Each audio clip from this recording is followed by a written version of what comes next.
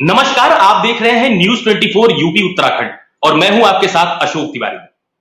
उत्तर प्रदेश देश का सबसे बड़ा सूबा है। देश में बीजेपी को हटाने के लिए इंडिया गठबंधन का एक बड़ा ऐलान किया गया और उसमें तमाम सारे सहयोगी दल शामिल भी हुए। लेकिन खासतौर पर उत्तर प्रदेश में रोज, मैं कह रहा हूं कि रोज कोई ना कोई ऐसा घटनाक्रम घटित हो रहा है जो इंडिया गठबंधन पर सवाल खड़े कर रहा है। यूपी कांग्रेस के अध्यक्ष अजय राय आज सुबह पूरे दलबल के साथ सीतापुर जेल समाजवादी पार्टी के कद्दावर नेता आजम खान से मिलने पहुंच गए। लेकिन अजय राय जब वहां पर पहुंचे तो वहां पर जेल अधिकारियों ने उनको बताया कि आजम खान अपने परिवार के अलावा और किसी से भी मुलाकात करना नहीं चाहते हैं। अजय राय और कांग्रेस के तमाम सारे लोग वहां पर काफी देर मौजूद रहे। जेल अधिकारियों से उनकी बातचीत भी हुई, लेकिन बिना मुलाकात किए अजय राय को वहां से वापस लौटना पड़ा। हालांकि अजय राय ने वहां से निकलते समय यह जरूर कहा कि ये सरकार के दबाव में प्रशासन ने बात को घुमाने की कोशिश की है, लेकिन आजम खान उनसे मुलाकात करने से इनकार नहीं कर सकते। कांग्रेसी कार्यकर्ताओं ने वहां पर जमकर हंगामा भी किया, सरकार विरोधी नारेबाजी लगाए और उसके बाद पूरे दलबल के साथ अजय राय वहां से वापस हो गए। ये एक घटनाक्रम है। इसके अलावा यूपी में आज दूसरा घटनाक्रम भी हुआ। आपको याद होगा कि अभी कुछ दिन पहले समाजवादी पार्टी ने अपने प्रदेश मुख्यालय के बाहर एक होर्डिंग लगाई थी। उनकी पार्टी की प्रवक्ता, उनकी तरफ से वो होर्डिंग लगाई गई थी और उसमें अखिलेश यादव को भावी प्रधानमंत्री बताया गया था। उसी के जवाब में आज कांग्रेस दफ्तर, यानी जो माल एवेन्यू में उत्तर प्रदेश कांग्रेस का मुख्यालय है, वहां पर एक और होर्डिंग दिखाई पड़ी। उसमें राहुल गांधी को 2024 में पीएम और 2027 में राय को मुख्यमंत्री बताती हुई ये होर्डिंग देखी गई और उसको लेकर तमाम तरह की बयानबाजियां भी सामने आई। तो एक तरफ समाजवादी पार्टी के कद्दावर नेता और मुस्लिम चेहरे आजम खान से मुलाकात करने के लिए कांग्रेस के प्रदेश अध्यक्ष अजय राय सीतापुर पहुंचते हैं और दूसरी तरफ कांग्रेस के प्रदेश मुख्यालय के बाहर राहुल गांधी को प्रधानमंत्री और अजय राय को मुख्यमंत्री बताते हुए होर्डिंग दिखाई जाती है। तो अगर इन तमाम सारे घटनाक्रम को जोड़कर देखा जाए तो कहीं ना कहीं इंडिया गठबंधन में कई तरह के सवाल खड़े होते हैं। सवाल इस बात का कि क्या इंडिया गठबंधन में सब कुछ ठीक नहीं चल रहा है। अजय राय की आजम खान से मुलाकात हुई तो समाजवादी पार्टी की तरफ से बाकायदा एक बयान जारी किया गया। समाजवादी पार्टी के अधिकृत प्रवक्ता ने बयान में कहा कि बीजेपी से प्रतिनियुक्ति पर उत्तर प्रदेश कांग्रेस के अध्यक्ष बने अजय राय आजम खान से मिलने जा रहे हैं, लेकिन बीजेपी और कांग्रेस दोनों एक ही दल हैं, मिले हुए हैं और आजम खान से मुलाकात करने पर उनके पाप नहीं धुल पाएंगे। यह बयान समाजवादी पार्टी के एक अधिकृत प्रवक्ता की तरफ से जारी किया गया। तो आज इन्हीं सब मुद्दों को लेकर हम चर्चा करने वाले हैं। आज हमारे साथ इस चर्चा में बीजेपी के प्रवक्ता दीपक सोनकर मौजूद हैं, कांग्रेस के प्रवक्ता तमजीद अहमद मौजूद हैं, समाजवादी पार्टी के प्रवक्ता अभिषेक वाजपेयी मौजूद हैं और राष्ट्रीय लोकदल के प्रवक्ता रोहित अग्रवाल मौजूद हैं। इसके अलावा अभी थोड़ी देर बाद हमारे साथ वरिष्ठ पत्रकार सिद्धार्थ कलहस भी इस चर्चा में जुड़ने वाले हैं। लेकिन सबसे पहला सवाल आज मैं तमजीद अहमद जी से करना चाहता हूं। तमजीद जी अगर हमारे साथ जुड़े हो तो चलिए, समाजवादी पार्टी के प्रवक्ता अभिषेक वाजपेयी हैं, उनसे सीधा सवाल कर लेते हैं। अभिषेक जी, मुझे बताइए कि आज अजय राय आजम खान से मिलने सीतापुर जेल पहुंचे, काफी हंगामा हुआ वहां पर। जेल अधिकारियों ने बताया कि आजम खान उनसे मुलाकात नहीं करना चाहते हैं। समाजवादी पार्टी की तरफ से यह कहा गया कि बीजेपी से प्रतिनियुक्ति पर प्रदेश अध्यक्ष बने हैं अजय राय और अगर वो आजम खान से मुलाकात कर भी लेते हैं तो उससे उनके पाप नहीं धुल जाएंगे। क्या मैसेज देना चाहती है समाजवादी पार्टी? क्या इंडिया गठबंधन में बातचीत बन नहीं पा रही है क्या? अभिषेक जी। धन्यवाद अशोक जी। देखिए, ये आने वाले दिनों में आपको पता चलेगा कि बात बन पा रही है कि नहीं बन पा रही। सही मायनों में अगर आप देखेंगे तो उत्तर प्रदेश में समाजवादी पार्टी और राष्ट्रीय लोकदल इंडिया गठबंधन का वो ब्रह्मास्त्र है जो भारतीय जनता पार्टी को वापस से गुजरात भेजने का काम करेगा, क्योंकि भारतीय जनता पार्टी आने वाले दिनों में आप देखेंगे कि 2 सीटों की पार्टी वैसे ही आपको नजर आएगी। आपने देखा कि भारतीय जनता पार्टी का जो ग्राफ है दिन ब दिन गिरता जा रहा है। जनता त्रस्त हो चुकी है भारतीय जनता पार्टी से, क्योंकि भारतीय जनता पार्टी ने अभी तक कोई काम किया नहीं है और अगर जो काम किए तो सिर्फ फीता काटने के काम किए हैं या तो नाम बदलने के काम किए हैं, या तो फिर अगर आप देखेंगे तो लोगों की छात्रवृत्ति घोटाले से लेकर के फिर भविष्य निधि फंड के घोटाले से लेकर के 18,000 करोड़ रुपए के घोटाले से लेकर के जमीन हथियाने के घोटालों से लेकर के बहुत सारे चीज़ों में उनकी बढ़ोतरी की गई है, उसमें उनको बधाई हो। और अगर एक खास तमगा और इन्होंने हासिल कर लिया, जो आदरणीय अखिलेश यादव जी ने जो एम्बुलेंस सेवा चलाई थी, उस एम्बुलेंस सेवा में कुछ कटौती करके बाकायदा उनके पेट्रोल का पैसा भी अपनी जेब में रखने का काम किया। एक नया तमगा और हासिल किया आदरणीय प्रधानमंत्री जी को धोखा देने का, जिसमें बुंदेलखंड एक्सप्रेसवे सबसे बड़ा उजागर हुआ, जिसमें भ्रष्टाचार भी हुआ और आपने देखा कि कैसे पहली बारिश में वो बह गई।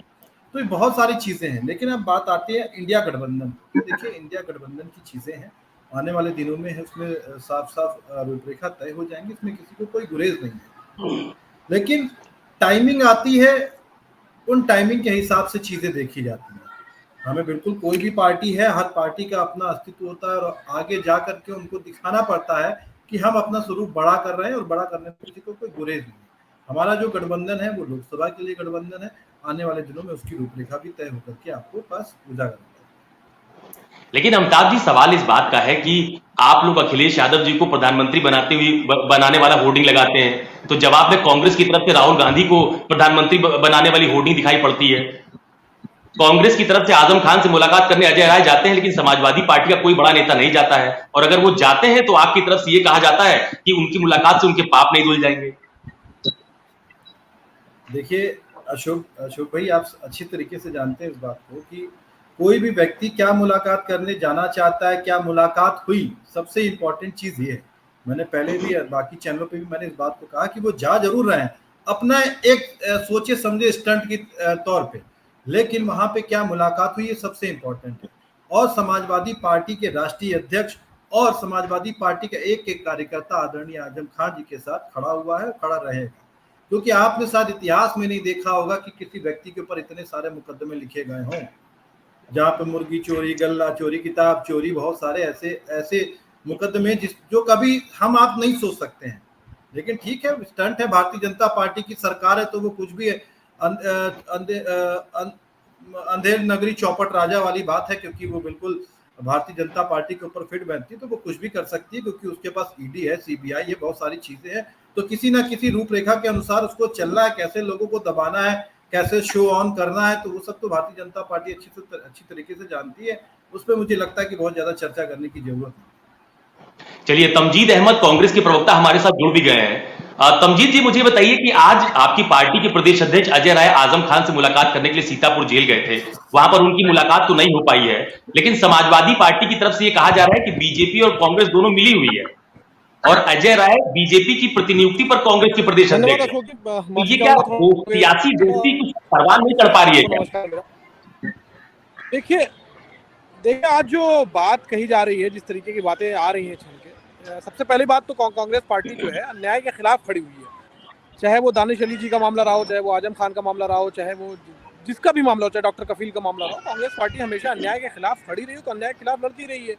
और ये कोई मसला ऐसा नहीं है, क्योंकि हम लोग का ये विचार रहा है कि किसी के साथ भी अन्याय हो तो उसके साथ खड़े हो जाना है।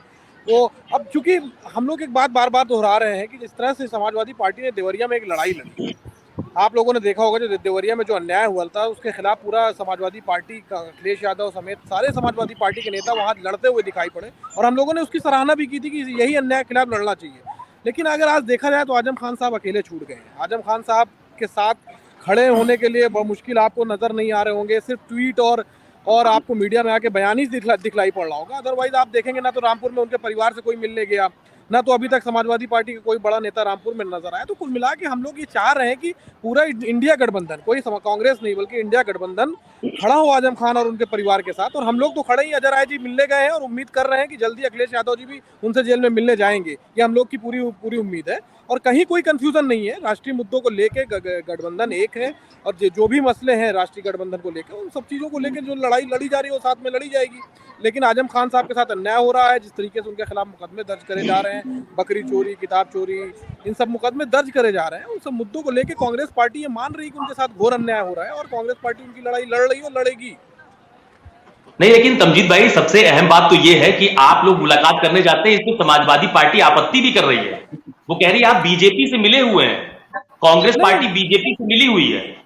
देखिए, कौन क्या कह रहा है कौन नहीं, है महत्वपूर्ण नहीं है। महत्वपूर्ण यह है कि आजम साहब के साथ अन्याय हो रहा है और पूरे सभी दलों को, जो भी लाइक माइंडेड दल है, सबको उनके साथ खड़े होना चाहिए। हमने तो नहीं रोक रखा है अखिलेश यादव जी को उनको जेल में जाने के मिलने के लिए, हमने तो शिवपाल सिंह जी को नहीं रोक रखा है, हमने तो कांग्रेस पार्टी के किसी नेता को नहीं रोक रखा है। लेकिन जिस तरीके से हम लोग, दानिश अली जी भी बहुजन समाज पार्टी के नेता हैं, लेकिन उनके खिलाफ जिस तरीके से बिदरू जी ने अब शब्दों का इस्तेमाल किया, तो हम लोग उनके साथ खड़े हुए, उसी तरीके से आजम साहब के साथ खड़े हुए हैं। तो यहाँ पे दलगत राजनीति से ऊपर उठकर अन्याय के खिलाफ कांग्रेस पार्टी लड़ रही है, अन्याय के खिलाफ खड़ी हुई है।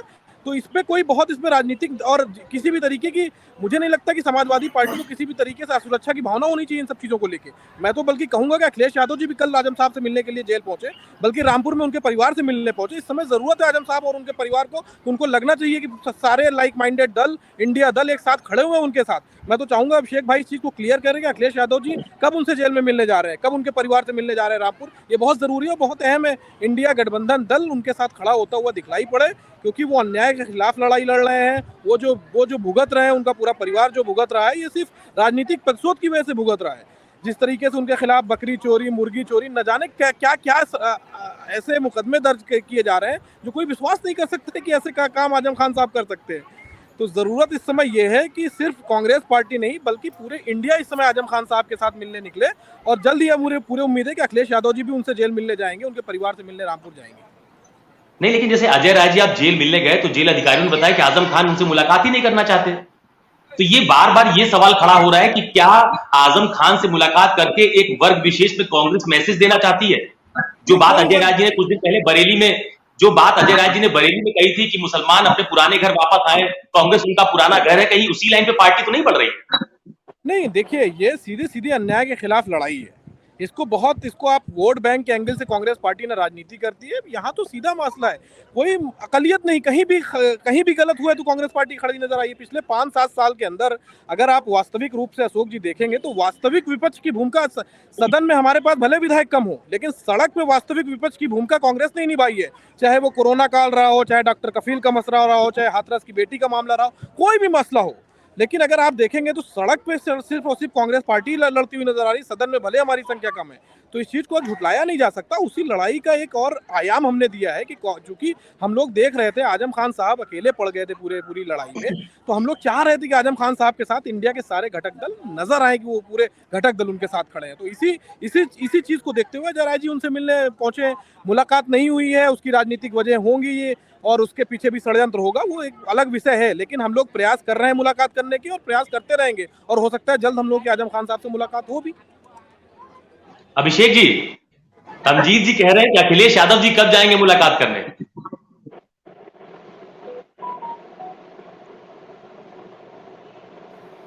अभिषेक जी की आवाज नहीं आ रही है जी।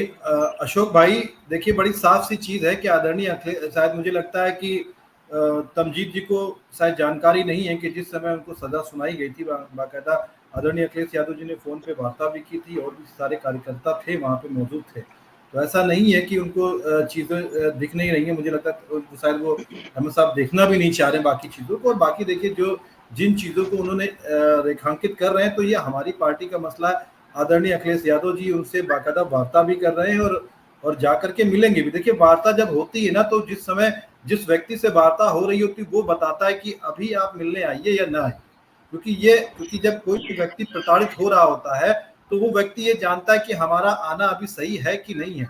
और बाकायदा आदरणीय अखिलेश यादव जी फोन से बाकायदा चर्चा भी कर रहे हैं और बाकायदा परमिशन लेकर के आगे चीजों को बढ़ भी रहे हैं। ऐसा नहीं है, समाजवादी पार्टी का हर एक कार्यकर्ता आदरणीय अखिलेश यादव जी स्वयं संपर्क में है और बाकायदा उनके साथ खड़े हुए हैं।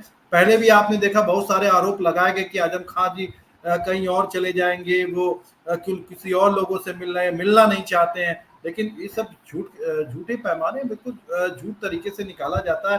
भारतीय जनता पार्टी और कांग्रेस बाकी लोगों का स्टंट है, ये तो चलता रहेगा, कोई दिक्कत की बात नहीं। लेकिन हम अपने मुद्दों पर कायम हैं और उन्हीं मुद्दों के बलबूते पे लड़ेंगे। और आने वाले लोकसभा चुनाव में आप देखेंगे कि भारतीय जनता पार्टी को बाहर का रास्ता आदरणीय अखिलेश यादव जी और जयंत चौधरी जी मिल करके गुजरात से वापस भेजने का काम। नहीं, आप अखिलेश यादव जी, जयंत चौधरी जी तो कह रहे हैं, कांग्रेस का नाम नहीं ले रहे हैं आप। देखिए, जब अगर आप देखेंगे तो हम तो अपनी पार्टी और जो हमारा जो काउंटर पार्ट है, ठीक, हम तो उसी की बात करेंगे ना।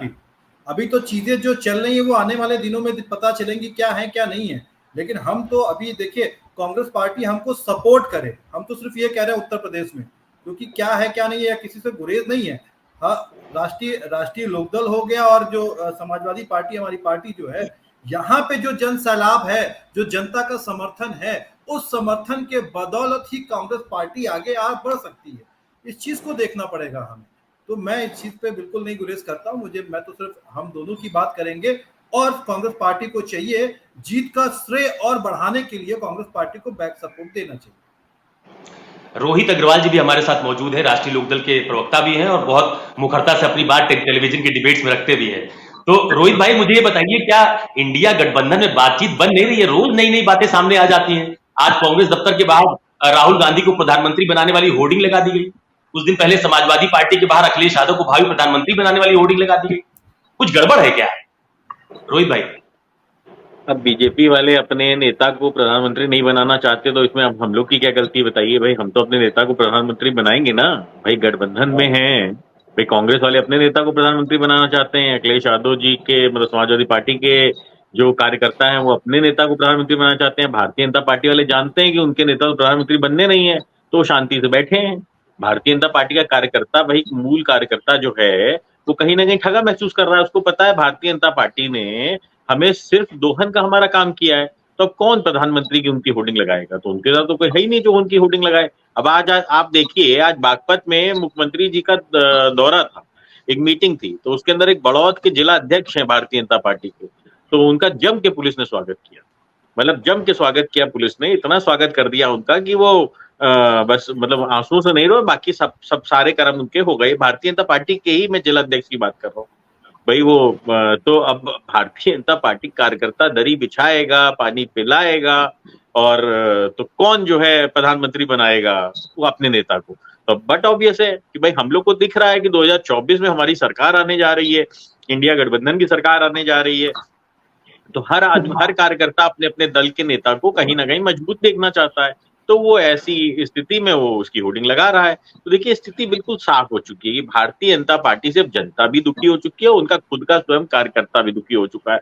अब उनके कार्यकर्ता को भी पता है कि हमारा कोई सम्मान भाजपा में बचा नहीं है। भारतीय जनता पार्टी में जो अन्य दलों से छोड़ के आते हैं नेता, सिर्फ उनको सम्मान दिया जाता है, इसके अलावा बाकी किसी को सम्मान नहीं दिया जाता। उनको तुरंत ये एमएलसी बनाते हैं, तुरंत उनको राज्यसभा भेज देते हैं, तुरंत उनको विधायकी की टिकट दे देते हैं, तुरंत उनको सांसदी की टिकट दे देते हैं। यही ये करने जा रहे हैं। आप देखिए स्थिति क्या हो रही है। राजस्थान के अंदर जूतम पैजार चल रहा है भाजपा नेताओं के बीच में, मध्य प्रदेश के अंदर जूतम पैजार चल रहा है भाजपा नेताओं के बीच में। तो भारतीय जनता पार्टी मुझे लगता है कि जो स्वार्थ की राजनीति कर रही थी, वो पूरी कहीं ना कहीं जनता भी समझ चुकी है और भाजपा की कार्यकर्ता भी समझ चुके हैं। भाजपा का मूल कैडर का कार्यकर्ता तो अपने घर बैठ गया है। जो दूसरे दलों से आया हुआ कार्यकर्ता था, वो कहीं ना कहीं थोड़ा बहुत कोशिश कर रहा है कि भारतीय जनता पार्टी का झूठ कहां तक हम जनता के सामने परोसे। तो इसलिए स्थिति ये है कि देखिए, हमारे गठबंधन के अंदर दरार ढूंढने की बजाय अपने गठबंधन की चिंता करें। AIADMK निकल गया उधर धीमे से, तो अपने गठबंधन की चिंता नहीं कर रहे हैं। इनके जो दल थे वो कम होते चले जा रहे हैं, परंतु ये चिंता क्या कर रहे हैं कि इंडिया गठबंधन के अंदर क्या हो रहा है। अब इंडिया गठबंधन के अंदर सब कुछ ऑल इज वेल है भाई, सब कुछ चंगा है। आपके यहाँ लोकतंत्र तो है नहीं, आपके यहाँ तो राजतंत्र ही व्यवस्था है, तो आप क्या कौन आवाज उठाएगा? अब यहाँ लोकतांत्रिक व्यवस्था के अंदर हर व्यक्ति आवाज उठाएगा, हर व्यक्ति अपने अपने जनता के मुद्दों को रखेगा, हर व्यक्ति कहीं ना कहीं अपने दल को बढ़ाने की बात करेगा। इनके यहाँ कौन दल को बढ़ाने की बात करेगा? 26 दल तो ऐसे हैं जिनके पास एक को सांसदें नहीं है, तो इनके यहाँ कौन दल को बढ़ाने की बात करेगा? आप खुद बताइए अशोक भाई। इनके यहाँ तो बस स्थिति है कि मलाई चाटने आए हैं सत्ता की। अब इनको भी पता है कि 6 महीने की और मलाई बची है, जितनी खुरचन खुरच पाए खुरच रहे हैं, उसके आगे इनको कहीं कुछ अब दोबारा सत्ता में अगले 70 सालों तक तो आना नहीं है। पिछले 70 सालों तक जनता ने इनको रोक के रखा था। पिछले 10 सालों में जनता जरूर गुमराह हो गई थी, कहीं ना कहीं भारतीय जनता पार्टी के जुमलों में फंस गई थी। अब जनता ने इनसे हाथ जोड़ लिए कि महाराज अब आप नहीं चाहिए हमें, अब बहुत हो गया। जिस तरीके का अत्याचार आपने जनता के ऊपर किया है, जिस तरीके का आपने अल्पसंख्यकों के ऊपर अत्याचार किया है, जिस तरीके का आपने दलित और पिछड़ों के साथ अत्याचार किया है, अब जनता ने हाथ जोड़ लिए। अब भारतीय जनता पार्टी को पुनः कोई भी वोट देने वाला नहीं है। यहाँ तक कि मैं आपको बिल्कुल क्लियर बता सकता हूँ, इनके जो कार्यकर्ता हैं वो भी भाजपा का कमल दबाने नहीं जा रहे, वो भी कहीं ना कहीं दुखी हैं भारतीय जनता पार्टी की नीतियों से, क्योंकि झूठ की राजनीति और खाली पेट भजन, कब तक करेंगे, ये भारतीय जनता पार्टी का भी कार्यकर्ता कहीं ना कहीं अपने नेताओं से पूछने लगा है। और इसका सीधा सीधा सबूत मध्य प्रदेश और राजस्थान में चुनाव हो रहे हैं, उसके अंदर जो जूतम पैजार चल रही है भारतीय जनता पार्टी के नेताओं के बीच में, वो सीधा सीधा इसका सबूत है कि भारतीय जनता पार्टी समाप्त पार्टी होने जा रही है। और पूरी तरीके से भारतीय जनता पार्टी का कार्यकर्ता भी दुखी है, जनता भी दुखी है, और इन्होंने सिर्फ नफरत फैलाने का काम किया। धर्म के नाम पे नफरत, जाति के नाम पे नफरत, इन्होंने क्षेत्रवाद के नाम पे नफरत, सिवाय नफरत फैलाने के भारतीय जनता पार्टी ने कोई काम नहीं किया है। देश के अंदर सिर्फ महंगाई का बोलबाला है, भ्रष्टाचार का बोलबाला है, कानून व्यवस्था ध्वस्त है, स्थिति है। कल गोरखपुर से एक परिवार लाश लेके आया है लखनऊ के अंदर, मुख्यमंत्री आवास के बाहर लाश लेके आनी पड़ी उसको गोरखपुर से। आप ये सोचिए, इससे ज्यादा बुरी स्थिति और क्या हो सकती है कानून व्यवस्था की, कि मुख्यमंत्री के गृह जनपद से व्यक्ति को न्याय पाने के लिए गोरखपुर से लाश लेके यहाँ पे उत्तर प्रदेश की राजधानी और मुख्यमंत्री के आवास के बाहर लानी पड़ रही है। इससे ज्यादा दुखद, इससे ज्यादा दर्दनाक स्थिति जनता की नहीं हो सकती है। अब भारतीय जनता पार्टी का सूखड़ा साफ होने जा रहा है, पर ये पता नहीं क्यों इंडिया गठबंधन की चिंता करते हैं। अरे अपने गठबंधन की चिंता करो, अपने दल की चिंता करो। अब तो कोई प्रधानमंत्री का नाम लेने वाला नहीं बचा कि कोई इनका नेता। अरे मैं तो कहूंगा दीपक सोनकर जी, आप ही लगवा दो मोदी जी की होर्डिंग कि मोदी जी को प्रधानमंत्री बनाना है। अब तो इनका कोई मोदी जी का नाम लेने वाला नहीं बचा कि हम कौन प्रधानमंत्री बनाएगा उनको। चलिए, दीपक सोनकर बीजेपी के प्रवक्ता हमारे साथ मौजूद है। दीपक जी, आपने रोहित अग्रवाल को सुना, वो कह रहे हैं कि भाई कांग्रेस वाले अपने नेता को प्रधानमंत्री बनाना चाहते हैं, इसलिए होर्डिंग लगवा रहे हैं। समाजवादी पार्टी के नेता अखिलेश यादव को प्रधानमंत्री बनाना चाहते हैं तो वो लगवा रहे हैं। आपको आखिरकार इंडिया गठबंधन में इतनी दिलचस्पी क्यों है?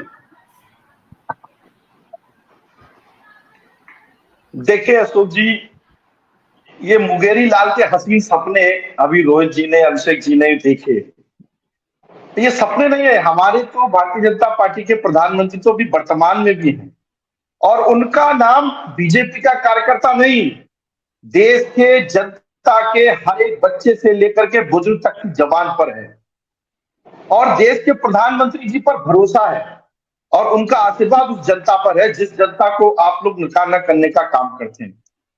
गठबंधन से समस्या नहीं। आप देखिए शिवाजी जी की हम लगातार कहते थे ये गठबंधन नहीं है, ये ठगबंधन है।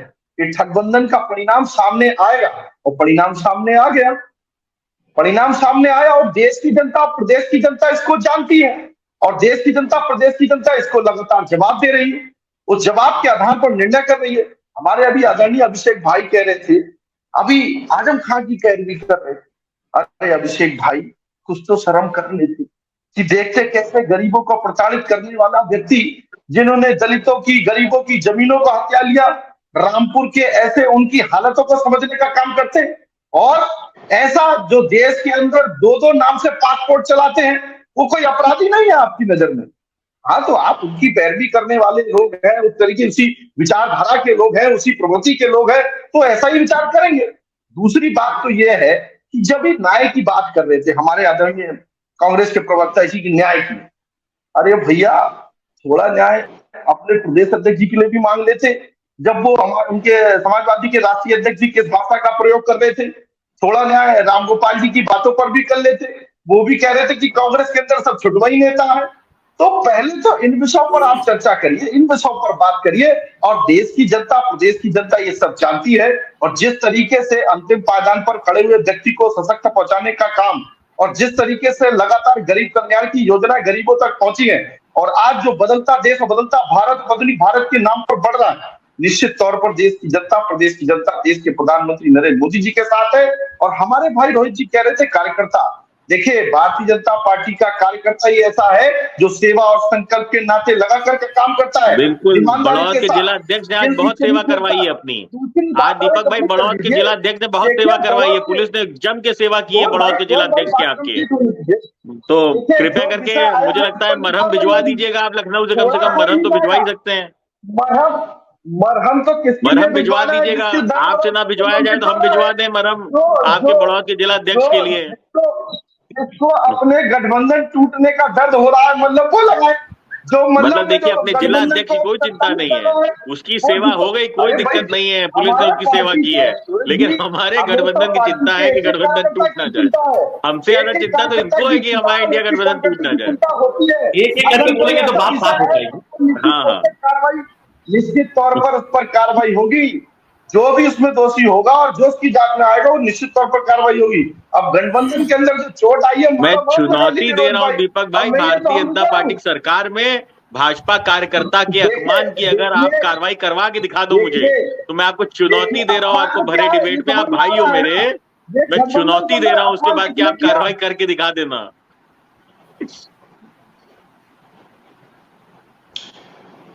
दीपक सोनकर चलो, जी की उनके तो आवाज डिजिटल इंडिया ने भी उनका साथ छोड़ दिया।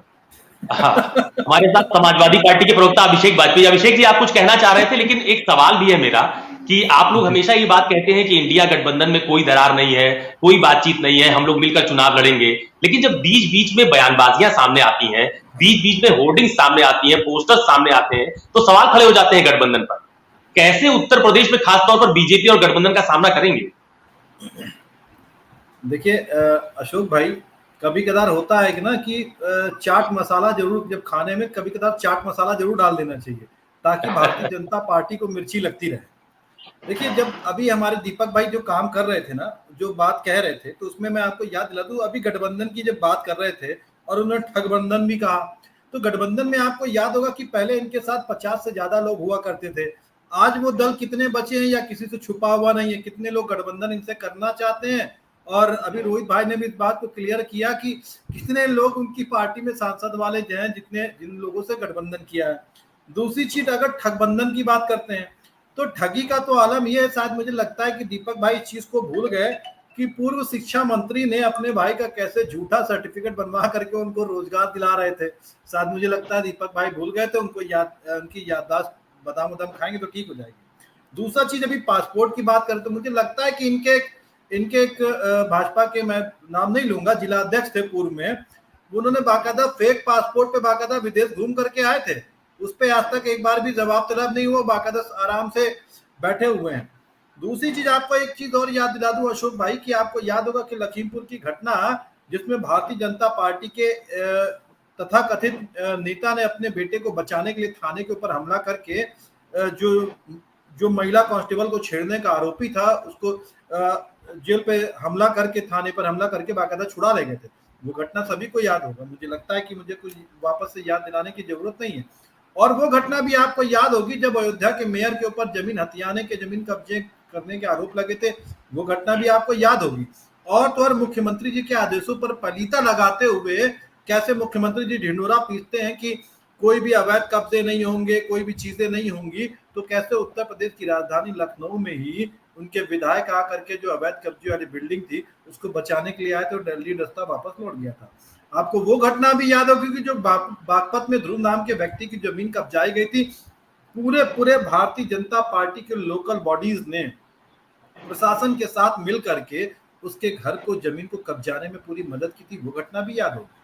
तो कौन सी चीजों को बात कही जाए। देखिए, इंडिया गठबंधन, मैंने आपसे पहले भी कहा और अपने वक्तव्य को पुनः बड़ी जिम्मेदारी के साथ दोहराता हूं कि इंडिया गठबंधन का राष्ट्रीय लोकदल और समाजवादी पार्टी वो ब्रह्मास्त्र है जो भारतीय जनता पार्टी को वापस से गुजरात भेजने का काम करेगा। मैं बड़ी जिम्मेदारी के साथ इस चीज को कह रहा हूं। और जैसा कि अभी रोहित भाई ने बताया भी था, और दीपक भाई को मुझे लग रहा थोड़ी सी मिर्ची हो गई थी, डिजिटल इंडिया ने भी साथ छोड़ दिया था इनका, तो बढ़ौत वाली घटना तो अब बची ही नहीं होगी मुझे लगता है, क्योंकि अब इनके मध्य प्रदेश की घटना हो गई, राजस्थान की घटना हो गई, बढ़ौत में अभी तुरंत ही ताजा चला ही आया, तो जूतम पैजार हो रहे। तो मुझे अब डर लगने लगा है कि मुख्यमंत्री जी की सुरक्षा बढ़ानी चाहिए, मुझे तो लगता है।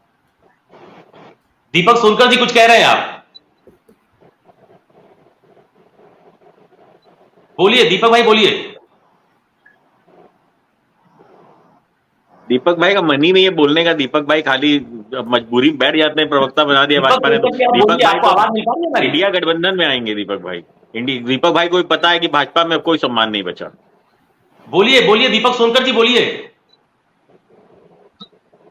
अरे उंगली क्यों उठा रहे हो जब बोलना नहीं है तो भाई? किसके लिए उंगली उठा रहे हो जब बोलना ही नहीं है? संपर्क नहीं हो पा रहा है दीपक सोनकर जी से, बार बार उनसे कनेक्शन टूट जा रहा है हमारा।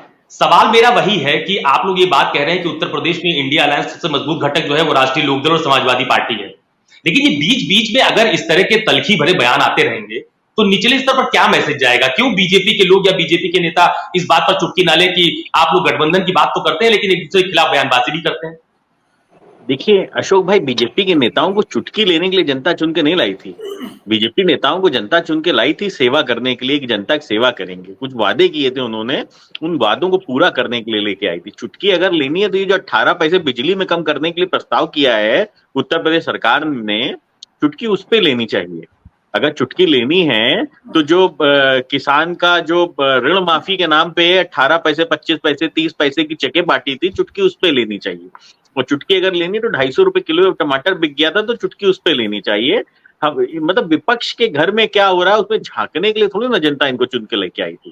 भाई विपक्ष के घर में जो हो रहा है वो विपक्ष को पता है, घर का मैटर है, घर में बैठ के सुलटा लेंगे हम, है ना। लेकिन समस्या ये है, भारतीय जनता पार्टी को तो चुना गया था जनता की सेवा के लिए, और भारतीय जनता पार्टी कर क्या रही है आपको खुद पता है कि भारतीय जनता पार्टी दिन और रात विपक्ष की माला लेके जपती है। इसके अलावा उसके पास कोई काम नहीं है। आज युवा बेरोजगार है, 2 करोड़ युवाओं को नौकरी का प्रतिवर्ष की वादा हुआ था, 10 साल लगभग पूरे होने को है। 20 करोड़ युवाओं को रोजगार देने का इनका जो वादा था, आज क्या 71 लाख युवाओं को ये सर्टिफिकेट बांट के और ये कहते हैं कि साहब हमने तो बहुत बड़ा कार्यक्रम कर दिया। तो स्थिति है, जनता को ठगने की इन्होंने पराकाष्ठा कर दी। इन्होंने 5 ट्रिलियन इकोनॉमी की बात की थी, क्या हुआ 5 ट्रिलियन इकोनॉमी का? क्या देश 5 ट्रिलियन इकोनॉमी तक पहुंच पाया? क्या देश उस स्थिति में है जो 2014 में इनको मिला था? जिस स्थिति में 350 रुपए का सिलेंडर मिला करता था अशोक भाई, और आज स्थिति क्या है? आज 1100 रुपए का सिलेंडर है। जनता हाहाकार कर रही है। मतलब 55 रुपए लीटर डीजल था, और आज डीजल क्या भाव है? आज लगभग 95 रुपए लीटर डीजल आसपास है। तो अब आप देखिए, जनता हाहाकार कर रही है। आप बात करके आए थे कि 20 रुपए 25 रुपए लीटर डीजल मिलेगा, पेट्रोल मिलेगा, गैस सिलेंडर आपने कहा था कि साहब जो है 200 रुपए कर देंगे। तो आपने किया क्या? आपने तो मतलब जनता को कुचलने का काम किया। अंड शंड नीतियां हैं, नोटबंदी की नीति, स्वयं का चलाया हुआ 2000 का नोट, ये मतलब आप सोचिए, मतलब स्वयं का चलाया हुआ नोट नहीं चला पाई है, उसको तक को इनको वापस लेना पड़ गया। आप सोचिए किस, मतलब हमको तो समझ में नहीं आता कि किस इकोनॉमिस्ट ने इनको बताया था कि 1000 का नोट बंद करके 2000 का नोट चला दो, उससे भ्रष्टाचार कम हो जाएगा। मतलब जहां तक, मतलब अगर मुझे लगता है कि अगर हम दूसरी क्लास के बच्चे से भी पूछेंगे कि 1000 के नोट में अगर 1 लाख रुपए रखें और 2000 के नोट में 1 लाख रुपए रखें तो किसको रखने में ज्यादा सहूलियत होगी, तो वो भी सही जवाब देगा। तो मतलब मुझे तो समझ में नहीं इनकी कौन सी नीतियां हैं, इनके पास कोई नीति है भी कि नहीं है, या बस इनको खाली जनता को लाइन में लगाने में मजा आता है, जनता को गुमराह करने में मजा आता है। इन्होंने राष्ट्रवाद के नाम पे जनता का जो बेवकूफ बनाया है, इन्होंने जो राष्ट्रवाद के नाम पे जनता को कुचलने का काम किया है। मतलब कहीं 200 लोगों को नोटबंदियों की लाइन में सुहा करवा दिया, करोड़ों लोगों को इन्होंने कोरोना के अंदर सुहा करवा दिया। आप देखिए, मतलब जीएसटी के नाम पे व्यापार खत्म कर दिया। हमको तो समझ में नहीं आता, भारत के लिए काम कर रहे हो या आप किसी और देश के लिए काम कर रहे हो? मतलब आप कौन सी नीति के तहत देश को चलाना चाहते हो, ये समझ में नहीं आता। चाइना आपके अंदर घुसता चला आ रहा है। बात किया करते थे लाल आंखें दिखाएंगे, बात किया करते थे कि ये लल्लो छप्पो से सरकारें नहीं चलती हैं, बात किया करते थे कि एक तरफ क्रिकेट खेलोगे और दूसरी तरफ, एक तरफ वार्तालाप करोगे, दूसरी तरफ जो है वो आतंकवाद करेंगे, इससे काम नहीं चलेगा। यहाँ पाकिस्तान टीम को रेड कारपेट वेलकम दिया जा रहा है।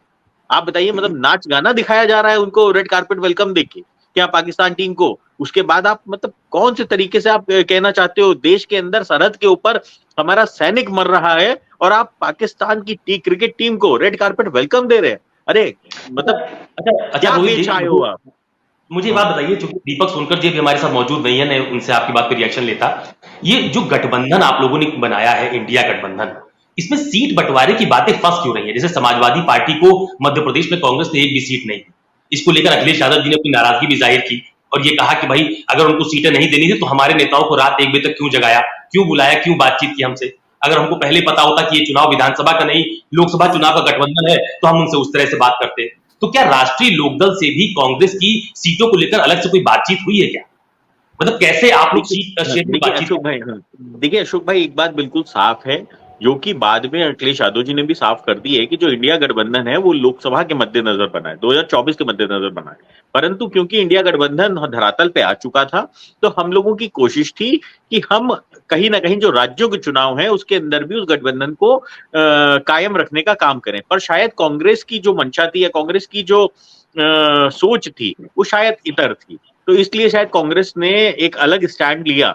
परंतु किसी भी पार्टी को अपना विस्तार करने का पूरा हक है। समाजवादी पार्टी का विधायक हुआ करता है मध्य प्रदेश के अंदर, तो अपना अपना अपना जमीन तो छोड़ नहीं देंगे वो। तो उन्होंने कहीं ना कहीं अब स्टैंड लिया और उसके लिए उन्होंने वार्तालाप किया। अब ये स्टैंड कौन ले सकता है? जो लोकतांत्रिक व्यवस्था के अंदर हो, लोकतांत्रिक गठबंधन के अंदर हो। क्या ये स्टैंड राजभर जी ले सकते हैं? क्या ये स्टैंड अनुप्रिया पटेल ले सकती है भारतीय जनता पार्टी के साथ? नहीं ले सकती है, क्योंकि वो आवाज निकालेंगे तो उनको कुचल दिया जाएगा, सर कलम कर दिया जाएगा उनका। तो ऐसी स्थिति में आपको ये समझना पड़ेगा कि ये लोकतांत्रिक व्यवस्था का गठबंधन है, जहां पे आपको बात रखने का पूरा हक है।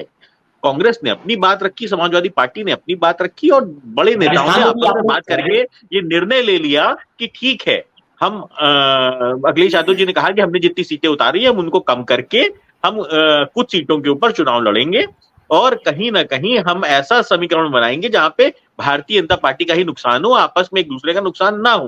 तो इसके अंदर कोई, मुझे लगता है कहीं से कोई रोहित भाई, आरोप ये भी लगता रहता है कि जयंत चौधरी जी को राष्ट्रीय लोकदल को कांग्रेस ज्यादा तवज्जो दे रही है। राजस्थान में सीट शेयरिंग की बातचीत आप लोगों की तकरीबन फाइनल हो गई है, तो मध्य प्रदेश में समाजवादी पार्टी को सीट दे नहीं रहे हैं और राजस्थान में राष्ट्रीय लोकदल को सीट दे रहे हैं। क्या क्या क्या मतलब? देखिए देखिए राजस्थान के अंदर राष्ट्रीय लोकदल का गठबंधन पहले से चलता चला आ रहा है। पिछले 5 सालों से हम सरकार में हैं राजस्थान के अंदर। हमारे जो विधायक हैं वो मंत्री हैं, वो पूर्वकालीन व्यवस्था चलती चली आ रही है राजस्थान के अंदर, जहां पे राष्ट्रीय लोकदल और कांग्रेस का गठबंधन था। जिस तरीके से उत्तर प्रदेश के अंदर पूर्वकालीन व्यवस्था चलती चली आ रही है कि 2019 से हम समाजवादी पार्टी के साथ हैं, 2022 का चुनाव में समाजवादी पार्टी के साथ लड़ा है, तो आज भी हम समाजवादी पार्टी के साथ हैं। जो अगला गठबंधन हमारा बन रहा है वो इंडिया गठबंधन देश के लिए बन रहा है, देश के चुनाव को मद्देनजर रखते हुए बन रहा है। परंतु जब आप राज्यों की बात करते हो तो जो पूर्वकालीन व्यवस्था चलती चली आ रही थी, मध्य प्रदेश में समाजवादी पार्टी और कांग्रेस आमने सामने पिछले चुनाव में भी लड़े थे। तो ऐसी स्थिति में वो इस बार भी अगर वो अलग अलग चुनाव लड़ रहे हैं तो इसके अंदर कोई बहुत बड़ी बात नहीं है। समाजवादी पार्टी को भी अपनी पार्टी का विस्तार करने का पूरा हक है ना। तो ऐसी स्थिति में ये कहना कि राजस्थान के अंदर कांग्रेस राष्ट्रीय लोकदल को तो सीटें दे रही है और लेकिन समाजवादी पार्टी को नहीं दे रही है, तो वो हमारा जो पूर्व का चलता हुआ गठबंधन है उसके नाते हमको दे रही है। अब उत्तर प्रदेश के अंदर तो अखिलेश यादव जी कह रहे हैं कि जी भाई हमारा अलायड राष्ट्रीय लोकदल है, बार बार कह रहे हैं वो। तो क्या आप ये कह दोगे कि अखिलेश यादव जी आपको राष्ट्रीय लोकदल को ज्यादा तवज्जो देते हैं, कांग्रेस को नहीं देते हैं? तो देखिए, अच्छा, ये सवाल आदमी जानता है कि जो जमीनी लोग हैं, जमीनी काम करते हैं, जमीन के ऊपर उतर के जिनके साथ जनता का प्यार है, उसको तवज्जो मिलना स्वाभाविक है। तो राष्ट्रीय लोकदल को तवज्जो मिलता है। अभिषेक जी, यही सवाल मेरा आपसे भी है। आप लोग इंडिया अलायंस की बात कर रहे हैं, आप ये भी कहते हैं कि उत्तर प्रदेश में लोकदल और समाजवादी पार्टी को साथ लेकर कांग्रेस को चलना होगा, क्योंकि यहाँ पर दोनों ही दल ज्यादा मजबूत हैं। तो यही सवाल जो मैंने रोहित अग्रवाल से किया, यही सवाल मैं आपसे भी कर रहा हूं कि राष्ट्रीय लोकदल को राजस्थान में कांग्रेस सीटें दे रही है, मध्य प्रदेश में समाजवादी पार्टी को नहीं दे रही। देखिए अशोक भाई की अभी आपकी बात का मुझे लगता है कि रोहित भाई ने जवाब दे दिया, क्योंकि हम दोनों लोग एक ही विचारधारा के व्यक्ति हैं, तो उसमें कोई जवाब अलग अलग नहीं होता है। और बड़ी साधारण सी चीज है कि देखिए हर पार्टी का अधिकार होता है विस्तार करना। हम भी चाहते हैं कि सब जगह पे बढ़ेंगे, और हमारे वहाँ पे सिटिंग एमएलए भी हैं और पहले भी रह चुके हैं। आपने देखा कि हम कई जगह पे, कई सीटों पे नंबर 2 की पोजीशन पे थे। तो हम अपना विस्तार क्यों ना करें? सबसे बड़ा चीज ये है कि हम क्यों ना करें। भाई हमारे सिटिंग विधायक हैं अभी, और आने वाले टाइम पे और जीतेंगे तो हम तो अपना विस्तार करेंगे ही करेंगे। और मैं वापस से इस चीज को कहता हूँ कि देखिए हम दोनों लोग विचारधारा के लोग हैं, हम विचारधारा की लड़ाई लड़ रहे हैं, क्योंकि भारतीय जनता पार्टी के पास कोई भी विचारधारा नहीं है और किसी भी चीज के लिए नहीं है। जैसा कि अभी हमारे भाई रोहित जी ने एक बात बोली थी, मुझे बहुत ही शायद उसमें एक चीज था, मैं उसमें याद दिलाना चाहता हूँ कि आपको याद दिला दूं कि जब केंद्र में कांग्रेस की सरकार थी, तो जब सोलर प्लांट का प्रोजेक्ट चला था तो बाकायदा सब चीजों में सब्सिडी का प्रावधान दिया गया था। लेकिन आज की डेट में आपको याद दिला दूं कि जब आदरणीय अखिलेश यादव जी उत्तर प्रदेश के मुख्यमंत्री हुआ करते थे और हमारे देश के गौरवान्वित राष्ट्रपति एपीजे अब्दुल कलाम जी ने एक उद्घाटन किया था सोलर प्लांट का, बाकायदा आज उसकी क्या हालत है, वो बंद होने के कगार पे आ गया, उसको कोई पूछ नहीं रहा है।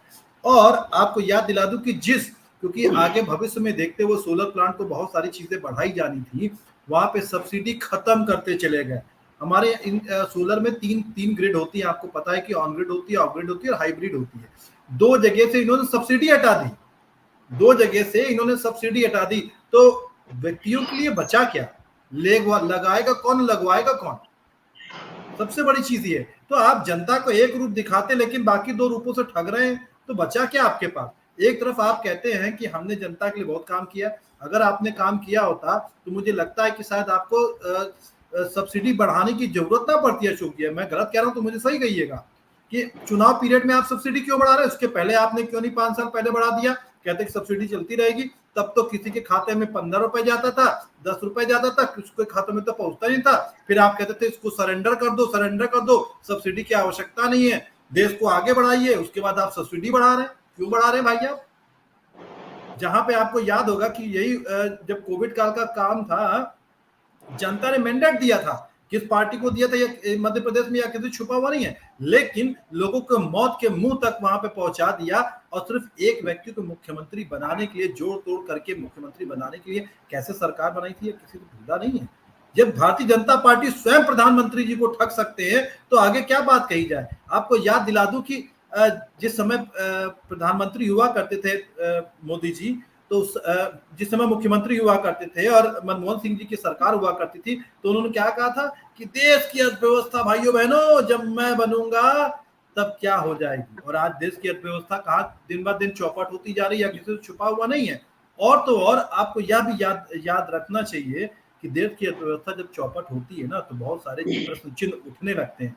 आपको लग रहा है कि आज की डेट पे इन्वेस्टमेंट आ रहा है, लेकिन इन्वेस्टमेंट आ रहा है तो जा कहाँ रहा है? जमीनी धरातल पे क्या चीजें हैं, या किसी से छुपा हुआ नहीं है। जनता जनार्दन अब इन चीजों को जान चुकी है और वापस से अब ये गुजरात में जा करके बैठेंगे और वहां पे बैठ करके कीर्तन करने का काम। दीपक सोनकर जी, रिस्पॉन्ड कीजिए। देखिए अशोक जी, नेटवर्क के कारण से समझ नहीं पाया था, छूट गया था। नहीं, डिजिटल इंडिया की सफलता दिख रहे थे आप। मैं समझ रहा हूँ दीपक सोनकर जी, आप इतना दुखी हैं, आप डिजिटल इंडिया की सफलता दिखा रहे थे आप चैनल पे। बोलने दीजिए, दीपक जी को बोलने दीजिए, उनको समय बहुत कम मिला है। मजबूरी है आपकी, मुंह से नहीं बोल सकते तो आपने दिखाई डिजिटल इंडिया की पता सफलता। चलेगा मैं कितना खुश हूँ, ये तो आपको मेरे भाव से तो पता चलेगा और तो दुखे दिखाएगा, ठीक है ना। और ये देश की जनता दिखा रही है कि आप अंदर से वो एक गाना है ना अभिषेक भाई, उसमें साथ देंगे मेरा, वो इस मुस्कान के पीछे क्या छुपा रहे हो, क्या गम है जो छुपा रहे हो, उसका दिखाने के लिए पता लगेगा। वो तो आप देख ही रहे। दीपक जी आपकी बात पूरी कीजिए। प्रदेश की जनता आपको दिखा रही है, लगातार आपको पढ़ना ही। देखिए बिल्कुल सही बात है प्रदेश की, दीपक भाई प्रदेश की जनता क्या दिखाएगी? आपके शासन प्रशासन ने बढ़ौत में आज दिखाया ताजा उदाहरण। भाई सुनिए, अब तो पिताजी बोलने दीजिए, बोलने दीजिए दीपक भाई के बीच में हम लोग।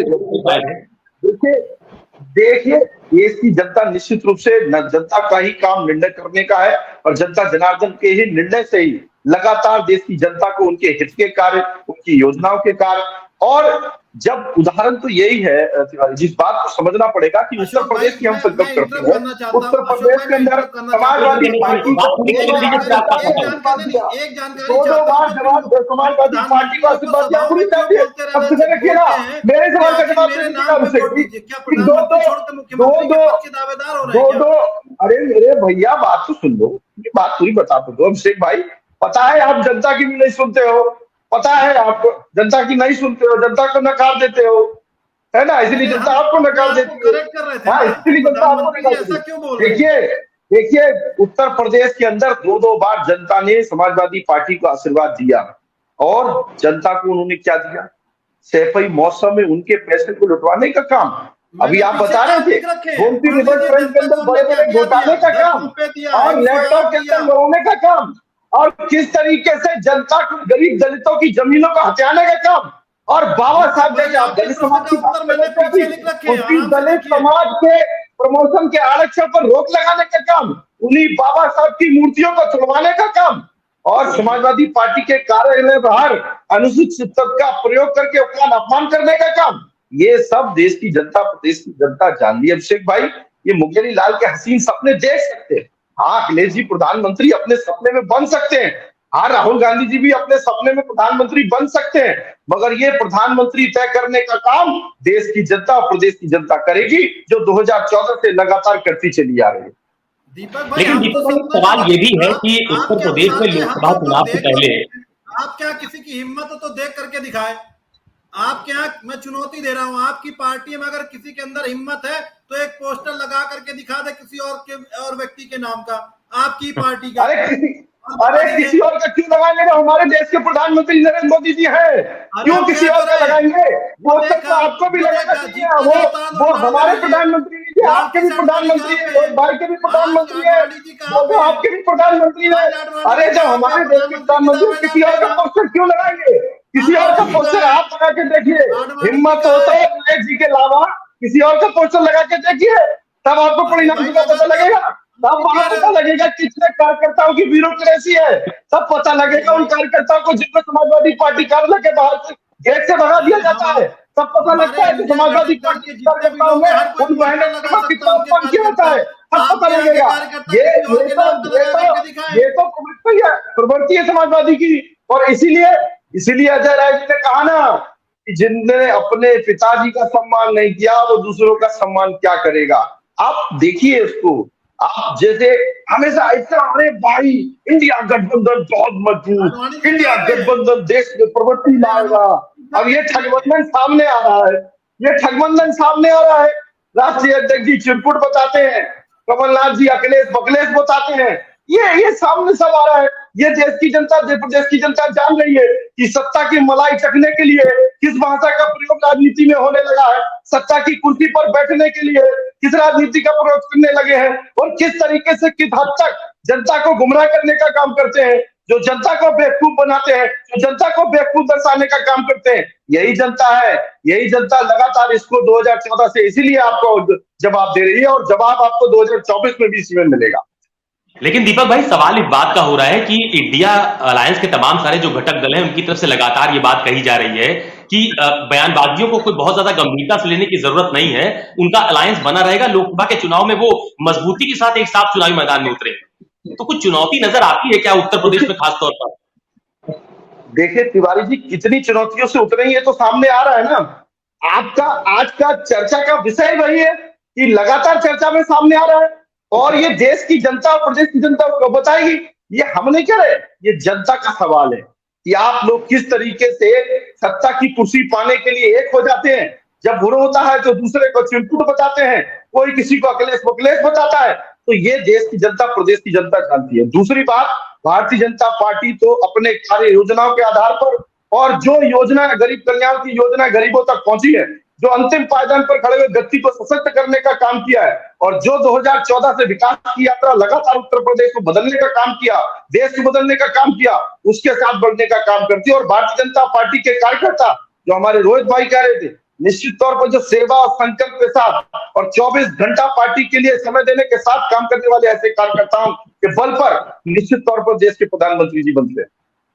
चलिए, आखिरी कमेंट अभिषेक जी से ले लेता हूं। अभिषेक जी, आप लोग इंडिया घटक दल, इंडिया अलायंस के घटक दल हैं, बार बार ये बात कह भी रहे हैं कि कोई बिखराव नहीं है, कोई रार नहीं है, लोकसभा चुनाव एक साथ लड़ेंगे। लेकिन जब होर्डिंग सामने आती है, बयानबाजियां सामने आती है, तो सवाल खड़े हो जाते हैं। इसको कैसे मैनेज करेंगे कि आने वाले दिनों में इस तरह की बयानबाजियां ना हो, इस तरह के होर्डिंग ना लगे, एक राय बन जाए?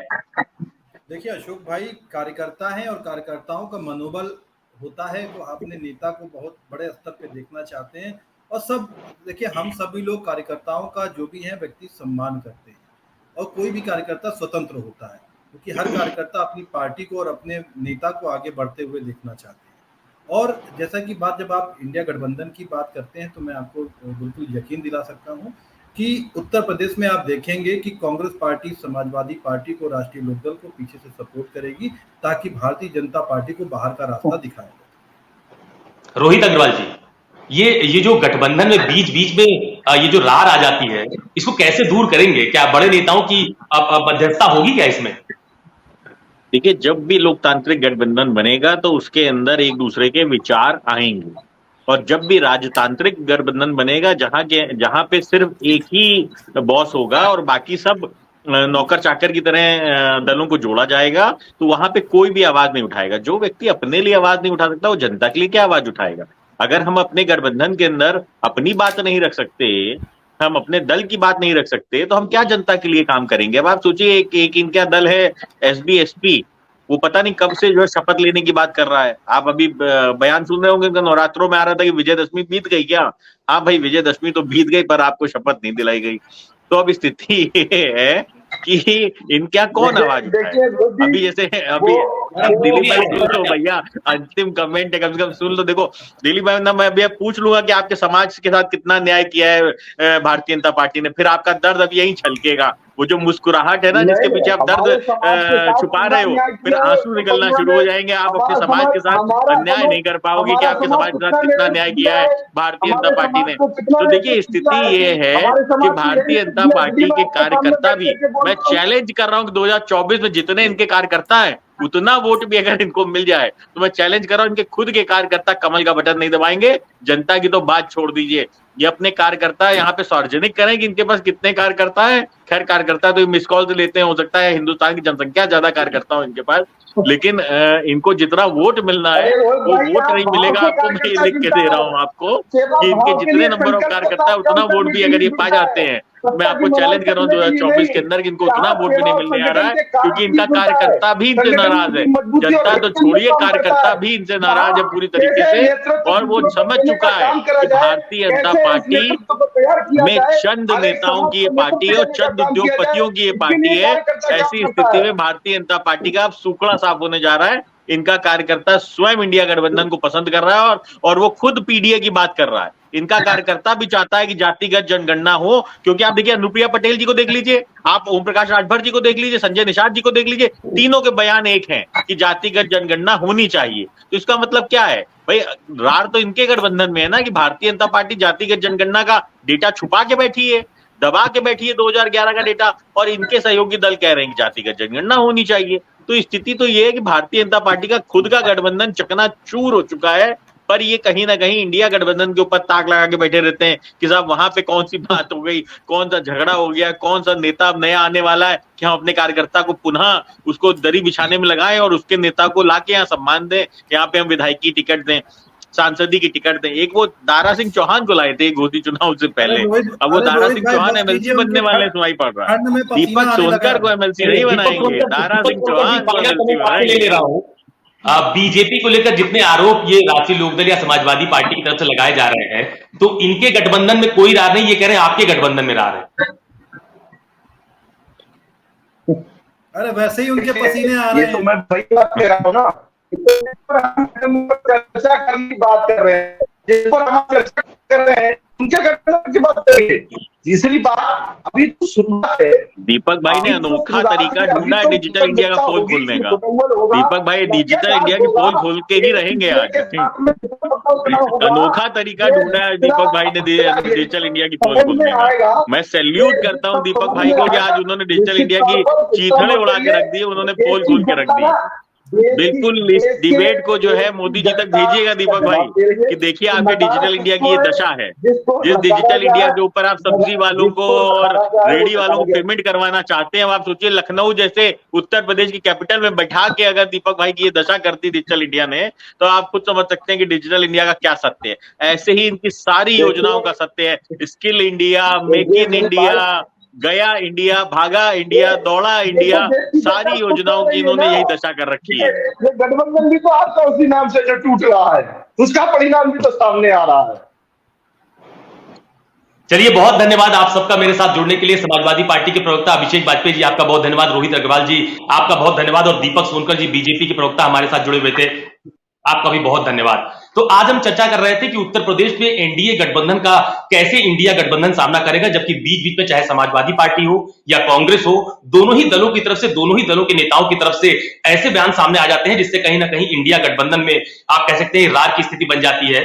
पॉलिटिकल बयानबाजी भी ऐसी ऐसी सामने आती है जिसकी वजह से दोनों ही दलों के बीच दूरियां बहुत ज्यादा बढ़ती हुई नजर आती हैं। तो फिलहाल इंडिया गठबंधन के जो घटक दल हैं उनकी तरफ से भी यही दावा किया जा रहा है कि ये जो बयानबाजियां हैं इनको बहुत ज्यादा गंभीरता से लेने की जरूरत नहीं है, बल्कि आने वाला लोकसभा चुनाव हम लोग इंडिया गठबंधन के तहत जितने भी घटक दल खासतौर पर उत्तर प्रदेश में है वो साथ में लेकर चुनाव लड़ने वाले हैं। लेकिन बीजेपी की तरफ से भी दावा किया जा रहा है कि इंडिया गठबंधन में लगातार टूट की स्थिति दिखाई दे रही है। जिस तरह के बयान सामने आते हैं, जिस तरह से दोनों ही दलों के नेताओं को प्रधानमंत्री बनाते हुए होर्डिंग्स दिखाई पड़ती है, वो कहीं ना कहीं गठबंधन में दरार की तरफ संकेत ले जाती है। लेकिन इतना जरूर है कि आने वाले दिनों में अगर बीजेपी का खासतौर पर उत्तर प्रदेश में, या यूं कहें कि एनडीए गठबंधन का खासतौर पर उत्तर प्रदेश में सामना करना है, तो इंडिया गठबंधन के तमाम सारे घटक दलों को भी इस तरह की बयानबाजियों से बचना होगा और कम से कम एक ऐसा मैसेज लोगों के बीच जाना जरूरी भी हो जाता है उनके गठबंधन के लिहाज से कि उनके गठबंधन के दलों के बीच में कोई भी टूट नहीं है, शायद तभी बीजेपी या एनडीए का इंडिया गठबंधन उत्तर प्रदेश में सामना कर पाएगा। आज के लिए मेरे साथ बस इतना ही। कल किसी और राजनीतिक मुद्दे के साथ आपके सामने फिर हाजिर होऊंगा। तब तक के लिए नमस्कार।